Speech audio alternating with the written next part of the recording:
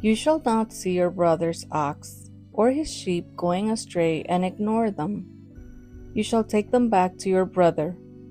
And if he does not live near you, and you do not know who he is, you shall bring it home to your house, and it shall stay with you until your brother seeks it. Then you shall restore it to him. And you shall do the same with his donkey, or with his garment, or with any lost thing of your brother's, which he loses and you find. You may not ignore it. You shall not see your brother's donkey or his ox fallen down by the way and ignore them. You shall help him to lift them up again. A woman shall not wear a man's garment, nor shall a man put on a woman's cloak. For whoever does these things is an abomination to the Lord your God. If you come across a bird's nest in any tree or on the ground, with young ones or eggs, and the mother sitting on the young or on the eggs, you shall not take the mother with the young. You shall let the mother go, but the young you may take for yourself, that it may go well with you, and that you may live long. When you build a new house, you shall make a parapet for your roof, that you may not bring the guilt of blood upon your house, if anyone should fall from it. You shall not sow your vineyard with two kinds of seed, lest the whole yield be forfeited, the crop that you have sown and the yield of the vineyard. You shall not plow with an ox and a donkey together. You shall not wear cloth of wool and linen mixed together. You shall make yourself tassels on the four corners of the garment with which you cover yourself. If any man takes a wife and goes into her and then hates her, and accuses her of misconduct, and brings a bad name upon her, saying, I took this woman, and when I came near her, I did not find in her evidence of virginity, then the father of the young woman and her mother shall take and bring out the evidence of her virginity to the elders of the city in the gate. And the father of the young woman shall say to the elders, I gave my daughter to this man to marry, and he hates her. And behold, he has accused her of misconduct, saying, I did not find in your daughter evidence of virginity. And yet this is the evidence of my daughter's virginity. And they shall spread the cloak before the elders of the city.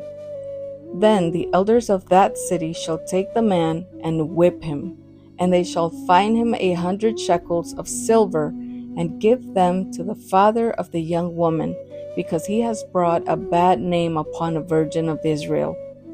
And she shall be his wife. He may not divorce her all his days. But if the thing is true, that evidence of virginity was not found in the young woman, then they shall bring out the young woman to the door of her father's house, and the men of her city shall stone her to death with stones, because she has done an outrageous thing in Israel by whoring in her father's house. So you shall purge the evil from your midst.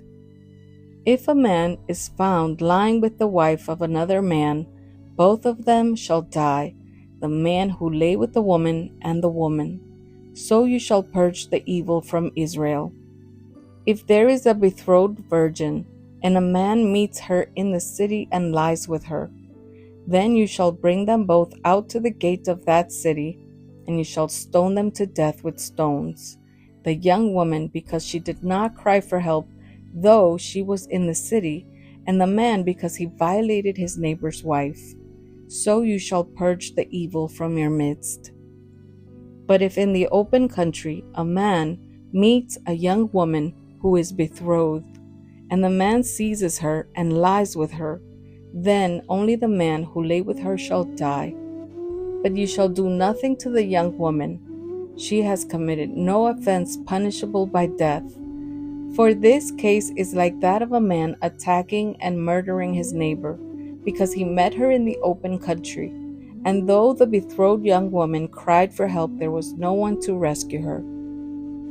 If a man meets a virgin who is not betrothed, and seizes her and lies with her, and they are found, then the man who lay with her shall give to the father of the young woman 50 shekels of silver, and she shall be his wife, because he has violated her. He may not divorce her all his days. A man shall not take his father's wife, so that he does not uncover his father's nakedness. No one whose testicles are crushed or whose male organ is cut off shall enter the assembly of the Lord. No one born of a forbidden union may enter the assembly of the Lord, even to the 10th generation. None of his descendants may enter the assembly of the Lord. No Ammonite or Moabite may enter the assembly of the Lord. Even to the 10th generation, none of them may enter the assembly of the Lord forever, because they did not meet you with bread and with water on the way when you came out of Egypt, and because they hired against you Balaam the son of Beor from Pethor of Mesopotamia to curse you. But the Lord your God would not listen to Balaam. Instead, the Lord your God turned the curse into a blessing for you, because the Lord your God loved you. You shall not seek their peace or their prosperity all your days forever. You shall not abhor an Edomite, for he is your brother. You shall not abhor an Egyptian, because you were a sojourner in his land. Children born to them in the 3rd generation may enter the assembly of the Lord. When you are encamped against your enemies, then you shall keep yourself from every evil thing. If any man among you becomes unclean because of a nocturnal emission, then he shall go outside the camp. He shall not come inside the camp, but when evening comes, he shall bathe himself in water, and as the sun sets, he may come inside the camp. You shall have a place outside the camp, and you shall go out to it. And you shall have a trowel with your tools, and when you sit down outside, you shall dig a hole with it, and turn back and cover up your excrement. Because the Lord your God walks in the midst of your camp to deliver you and to give up your enemies before you. Therefore, your camp must be holy, so that he may not see anything indecent among you and turn away from you. You shall not give up to his master a slave who has escaped from his master to you. He shall dwell with you in your midst, in the place that he shall choose within one of your towns, wherever it suits him. You shall not wrong him. None of the daughters of Israel shall be a cult prostitute, and none of the sons of Israel shall be a cult prostitute. You shall not bring the fee of a prostitute or the wages of a dog into the house of the Lord your God in payment for any vow, for both of these are an abomination to the Lord your God. You shall not charge interest on loans to your brother, interest on money, interest on food, interest on anything that is lent for interest. You may charge a foreigner interest, but you may not charge your brother interest, that the Lord your God may bless you in all that you undertake in the land that you are entering to take possession of it.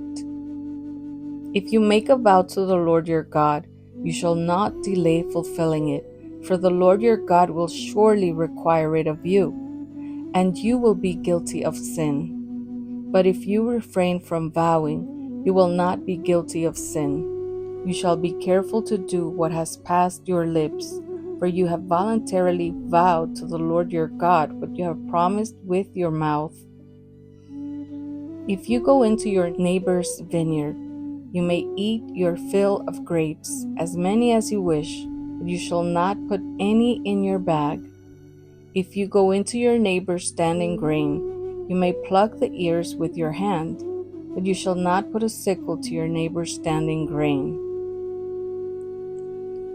When a man takes a wife and marries her, if then she finds no favor in his eyes, because he has found some indecency in her, and he writes her a certificate of divorce and puts it in her hand, and sends her out of his house, and she departs out of his house, and if she goes and becomes another man's wife, and the latter man hates her, and writes her a certificate of divorce, and puts it in her hand, and sends her out of his house, or if the latter man dies, who took her to be his wife, then her former husband, who sent her away, may not take her again to be his wife, after she has been defiled, for that is an abomination before the Lord.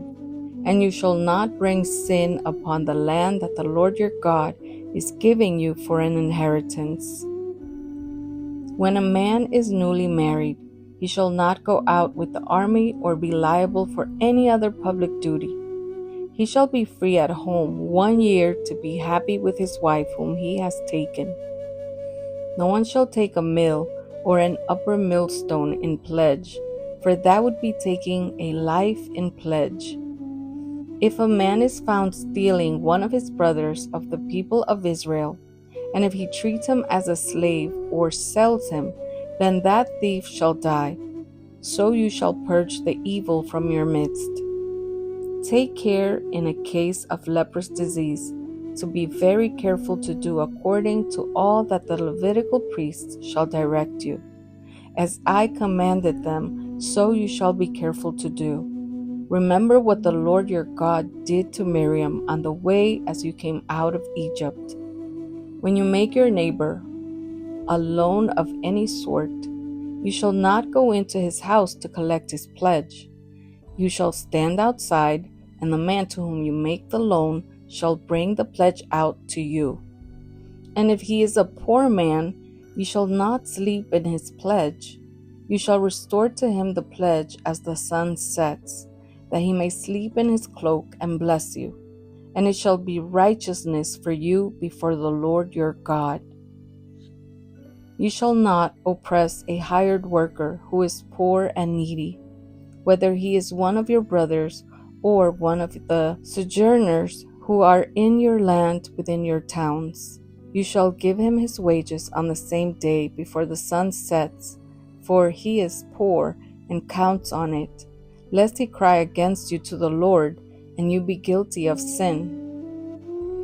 Fathers shall not be put to death because of their children, nor shall children be put to death because of their fathers. Each one shall be put to death for his own sin. You shall not pervert the justice due to the sojourner or to the fatherless, or take a widow's garment in pledge. But you shall remember that you were a slave in Egypt, and that the Lord your God redeemed you from there. Therefore, I command you to do this.